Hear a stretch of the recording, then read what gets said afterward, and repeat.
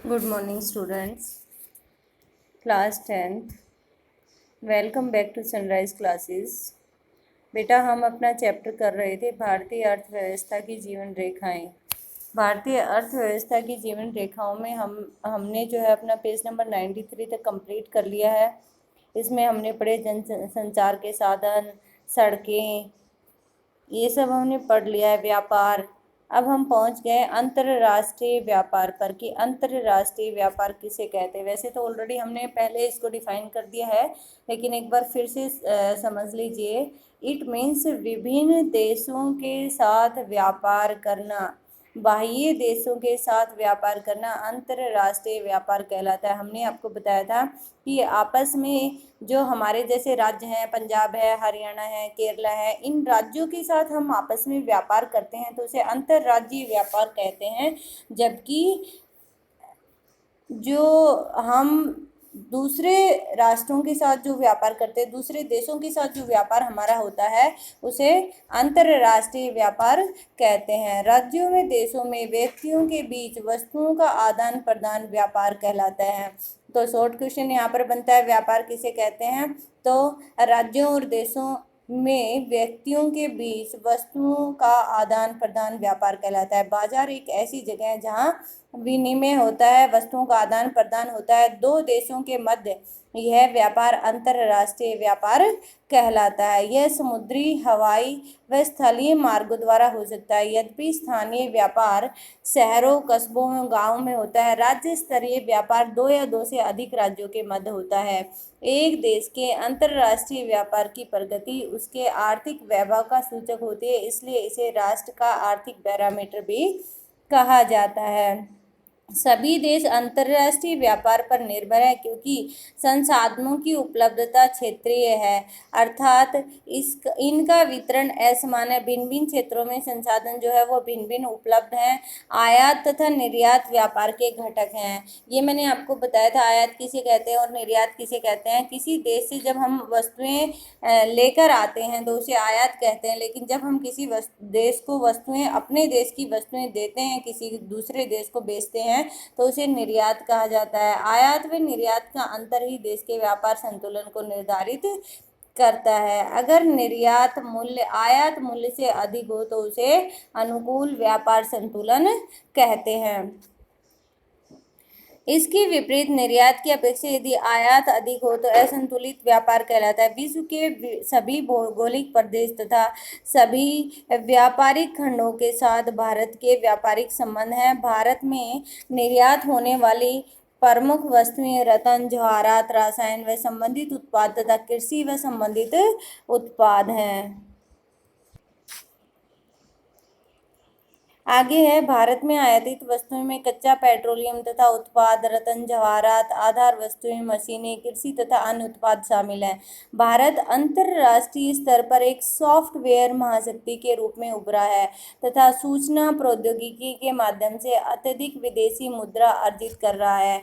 हमारे जो देश में जो सॉफ्टवेयर तकनीक है वो बहुत अधिक जो है विकसित हो गई है और सूचना प्रौद्योगिकी के माध्यम से अत्यधिक विदेशी मुद्रा भारत जो है वो अर्जित कर रहा है। हम किस क्षेत्र में अत्यधिक विदेशी मुद्रा अर्जित कर रहे हैं? सूचना और प्रौद्योगिकी के क्षेत्र में। नेक्स्ट है पर्यटन। पर्यटन एक व्यापार के रूप में पिछले 3 दशकों में भारत में पर्यटन उद्योग में महत्वपूर्ण वृद्धि हुई है और 150 लाख से अधिक व्यक्ति पर्यटन उद्योग में प्रत्यक्ष रूप से संलग्न हैं। कितने लोग प्रत्यक्ष रूप से पर्यटन उद्योग में संलग्न है? 150 लाख लोग। पर्यटन राष्ट्रीय एकता को प्रोत्साहित करता है तथा स्थानीय हस्तकला व सांस्कृतिक उद्यमों को प्रश्रय देता है या आश्रय देता है, या हम कह सकते हैं कि पर्यटन के माध्यम से हस्तकला और सांस्कृतिक जो उद्यम है उनका विकास होता है। अंतर्राष्ट्रीय स्तर पर यह हमें संस्कृति और विरासत की समझ विकसित करने में सहायता भी प्रदान करता है। विदेशी पर्यटक भारत में विरासत पर्यटन, पारी पर्यटन, रोमांचकारी पर्यटन, सांस्कृतिक पर्यटन, चिकित्सा पर्यटन और व्यापारिक पर्यटन के लिए आते हैं। तो यहाँ पर ये पर्यटन के कई सारे प्रकार बताए हैं। और जो विदेशी पर्यटक है इन सब उद्देश्यों से भारत में आते हैं। भारत का विरासत पर्यटन देखने के लिए कि भारत की विरासत कितनी जो है महत्वपूर्ण थी, अर्थात क्या ठोस था उसमें। पारी पर्यटन अर्थात इको से उसका कितना संबंध है, हमारे पर्यावरण से पर्यटन का कितना संबंध है। रोमांचकारी पर्यटन, सांस्कृतिक पर्यटन, संस्कृति से उसका कितना संबंध है, रोमांच से कितना संबंध है। चिकित्सा पर्यटन और व्यापारिक पर्यटन के उद्देश्य से विदेशी जो पर्यटक हैं वो भारत में आते हैं। देश के विभिन्न भागों में पर्यटन की अपार संभावनाएं हैं।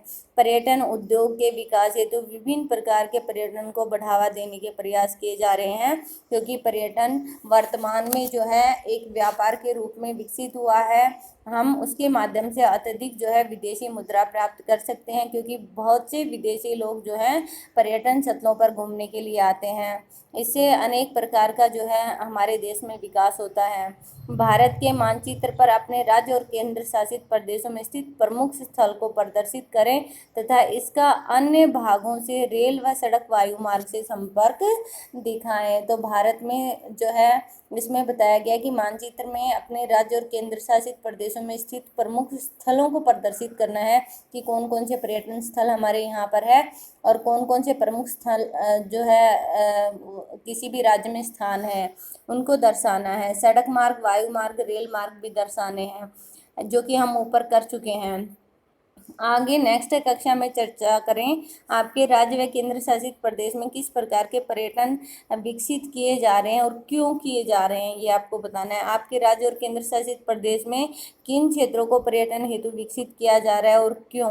सतत पोषणीय विकास को ध्यान में रखते हुए किसी प्रदेश के आर्थिक विकास में पर्यटन किस प्रकार सहायक हो सकता है, ये बताना है। सबसे पहले तो बेटा आपको सतत पोषणीय विकास का पता होना चाहिए कि किसे कहते हैं। पर्यावरण को बिना नुकसान पहुंचाए विकास करना सतत पोषणीय विकास कहलाता है। सतत पोषणीय विकास समझ आया। पर्यावरण को बगैर नुकसान पहुंचाए, बिना नुकसान पहुंचाए विकास करना सतत पोषणीय विकास कहलाता है। और पर्यटन जो है वो सतत पोषणीय विकास में बहुत महत्वपूर्ण भूमिका निभाता है, क्योंकि इससे हमारे देश को मुद्रा भी प्राप्त होती है, किसी प्रकार का कोई पर्यावरण प्रदूषण भी नहीं होता है। आगे देखिए अपने वेरी शॉर्ट क्वेश्चन आंसर हैं जिनको हम डिस्कस कर लेते हैं। देखिए सबसे पहले निम्न में से कौन दो दूरस्थ स्थित स्थान पूर्वी पश्चिमी गलियारे से जुड़े हैं। दूरस्थ हैं स्थान और पूर्वी और पश्चिमी गलियारे से जुड़े हुए हैं। हमने पढ़ा था अपने चैप्टर में पूर्वी पश्चिमी गलियारा, उत्तर दक्षिणी गलियारा।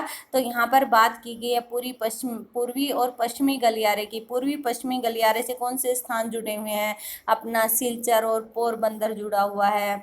सिलचर और पोरबंदर पूर्वी और पश्चिमी गलियारे से जुड़ा हुआ है। सिलचर अरुणाचल प्रदेश में और पोरबंदर गुजरात में है। तो अपना जो पूर्वी पश्चिमी जो गलियारा है उससे सिलचर और पोरबंदर जुड़े हैं। नेक्स्ट है निम्नलिखित में से परिवहन का कौन सा साधन वाहनतरण हानियां और देरी को घटाता है। कौन सा जो साधन है वो वाहनतर हानियां, इट मीन्स वाहनों से होने वाली हानियां और समय की जो देरी है उसको घटाता है। तो ये पाइपलाइन परिवहन घटाता है, क्योंकि पाइपलाइन परिवहन में किसी प्रकार का कोई जाम नहीं होता और किसी प्रकार का कोई, हम ये कह सकते हैं कि उनके बीच में ये जो है अपने जो टैक्स वाले जो होते हैं वो नहीं आते हैं, वो तो कंटिन्यू वर्क करता रहता है। पाइपलाइन परिवहन जब चाहें जैसे चाहें हम उसको शुरू कर सकते हैं और अपना काम कंटिन्यू कर सकते हैं। नेक्स्ट देखें निम्नलिखित में से कौन सा राज्य हजीरा विजयपुर जगदीशपुर पाइपलाइन से नहीं जुड़ा हुआ है। इनमें से कौन सा राज्य नहीं जुड़ा हुआ है हजीरा जगदीशपुर विजयपुर पाइपलाइन से। तो अपना जो है उत्तर प्रदेश भी जुड़ा है, मध्य प्रदेश भी जुड़ा है और गुजरात भी जुड़ा हुआ है। इनमें से महाराष्ट्र जो है जो कि नीचे की तरफ आ जाता है, ये राज्य नहीं जुड़ा हुआ है हजीरा विजयपुर जगदीशपुर पाइपलाइन से। नेक्स्ट देखिए निम्नलिखित में से कौन सा पत्तन पूर्वी तट पर स्थित है।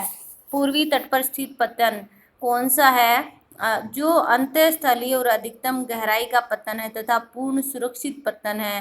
पूर्वी तट पर कौन सा स्थित है ये आपको बताना है। इनमें से जो विशाखापट्टनम है वो पूर्वी तट पर स्थित बंदरगाह है।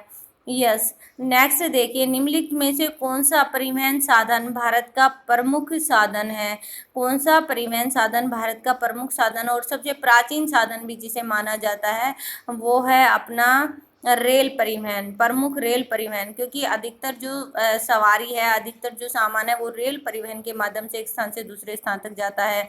निम्नलिखित में से कौन सा शब्द दो या दो से अधिक देशों के व्यापार को दर्शाता है? दो या दो से अधिक देशों के व्यापार को कौन सा शब्द दर्शाता है? अंतरराष्ट्रीय व्यापार। नेक्स्ट देखिए, नेक्स्ट अपने जो है 30 शॉर्ट आंसर टाइप क्वेश्चन आ गए हैं। सड़क परिवहन के 3 गुण बताइए। तो ये तो हम बता सकते हैं चैप्टर में से सड़क परिवहन के 3 गुण कौन कौन से हैं। जहाँ पर रेल जो है परिवहन संभव नहीं है, वहाँ पर सड़क परिवहन जो है हम यूज करते हैं। सड़क परिवहन शहरों को, गाँव को, जो बड़े शहर हैं उनसे जोड़ता है। सड़क परिवहन के माध्यम से हम किसी भी सामान को आसानी से एक स्थान से दूसरे स्थान पर ले जा सकते हैं। तो इस तरह के जो है हम अपनी सड़क परिवहन के गुण हम बता सकते हैं। नेक्स्ट है, रेल परिवहन कहाँ पर अत्यधिक सुविधाजनक परिवहन साधन है और क्यों? मैदानी क्षेत्रों में। सिंपल सी बात है, मैदानी क्षेत्रों में रेल परिवहन जो है वो अत्यधिक जो है सुविधाजनक परिवहन साधन है, क्योंकि जो रेल की जो लाइनें हैं, जो रेल की पटरियां हैं, वो मैदानी क्षेत्रों में बिछाना बहुत ही आसान होता है, जबकि पहाड़ी और पर्वतीय पठारी जो क्षेत्र होते हैं वहां पर इनको बिछाना बहुत ही कठिन कार्य होता है। सीमांत सड़कों का महत्व बताइए। सीमांत सड़कें अर्थात वे सड़कें जहाँ पर हमारे किसी भी राज्य का, किसी गाँव की सीमा का अंत हो जाता है, वहाँ पर हम सीमांत सड़कें जो है वो बनाते हैं। उनका क्या महत्व, ये हमने चैप्टर में पढ़ा है। इसको फाइंड आउट करने की कोशिश कीजिए।